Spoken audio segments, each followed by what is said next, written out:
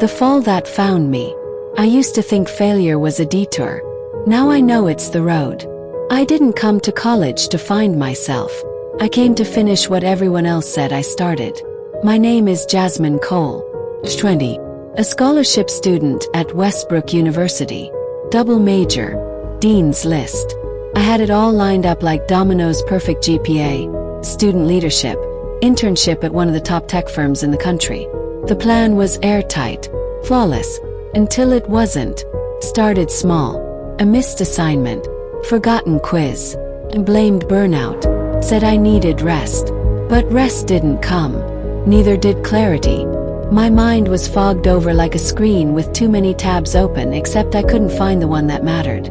My mentor, Professor Lattimore, pulled me aside one Thursday after class. "Jasmine, this isn't like you. What's going on?" I looked him in the eye and lied. "Nothing. I'm fine. Just tired." He sighed. "You're allowed to not be okay, you know?" But I couldn't admit it. Not yet. Because not okay meant weak. And weakness had no place in the life I'd spent years perfecting. Kept moving. Kept pretending. Until one evening in late October. I remember the exact moment. I was sitting in the computer lab, the cursor blinking on a midterm project that was due in 20 minutes. My hands hovered over the keyboard but didn't type. The code made no sense. The logic I once devoured like candy now looked like a foreign language. And for the first time in my life I panicked.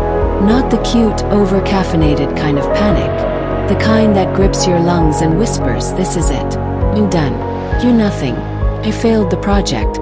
Then I failed the class. Then came the scholarship warning. Then the financial aid hold. Then the eviction from my dorm. One failure dominoed into another. I found myself sitting on a cold metal bench outside the student center with 2 duffel bags and nowhere to go. I dialed my mom. She picked up on the second ring. "Hey baby, what's up?" Silence. "Jasmine, I lost everything, Mom." "Come home." Home was different now. My old room still had posters from high school on the wall. My trophies, my medals. They mocked me. Whispered things in the dark. "Remember when you used to win? Remember when people clapped for you?" I didn't leave the house for 2 weeks. My phone buzzed constantly at first friends, classmates, mentors asking where I'd gone. Then it stopped. Silence is loud when you've only ever known applause. Depression doesn't start with a breakdown. Starts with disconnection. Slow, quiet, 1,000 paper cuts that make you numb. My younger brother Jordan noticed first. He was 17, still in high school. One night, he knocked softly on my door. "Jazz, you hungry?" I shook my head. He walked in anyway, holding a bowl of noodles. He sat beside me, handed me a fork. "I don't know what you're going through," he said. "But I miss you." Cried. First time in weeks. Healing is ugly. They don't show that part on social media. The part where you apply for minimum wage jobs with a degree you never finished. The part where your inbox is full of rejection emails. I worked the register at a local grocery store. Wore a name tag that said Jazz. No one knew I once coded machine learning systems for a tech giant. No one cared. One day, an older customer looked me in the eyes and said, "You look like you're meant for more than this." I smiled politely. I wanted to scream. "Thanks," I said. That night, I sat on the edge of my bed and opened my laptop for the first time in months. My fingers hovered over the keyboard. I pulled up an old coding project. I stared at it for 20 minutes. Then, slowly, I began to debug. Not the code. Myself. I started over. Not big, dramatic starts.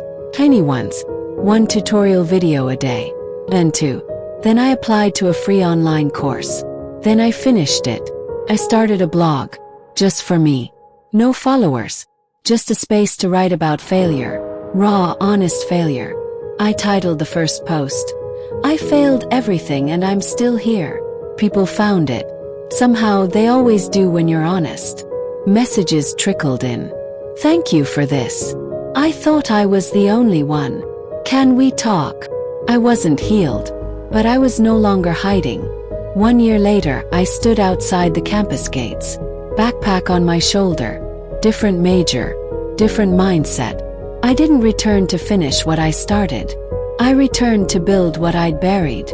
Professor Lattimore saw me walking down the hallway. He stopped mid-sentence. "Jasmine." "Yeah," I smiled. "I'm back. Different this time." He looked at me. Really looked. "You look stronger." "I am. Failure didn't kill me. It remade me. I still struggle. I still get scared.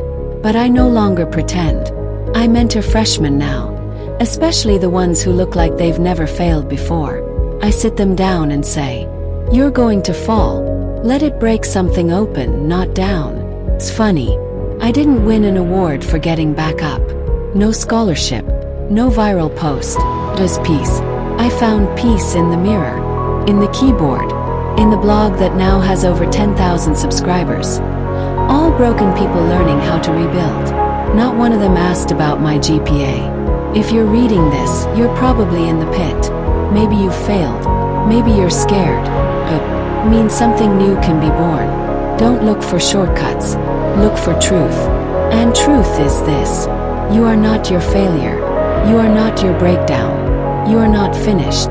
The old Jasmine, she lived for achievement. The new Jasmine, she lives for authenticity. I don't chase perfect anymore. Chase real. And real is messy. Real cries in the shower and still shows up. I didn't become successful. Became whole. I'll leave you with this.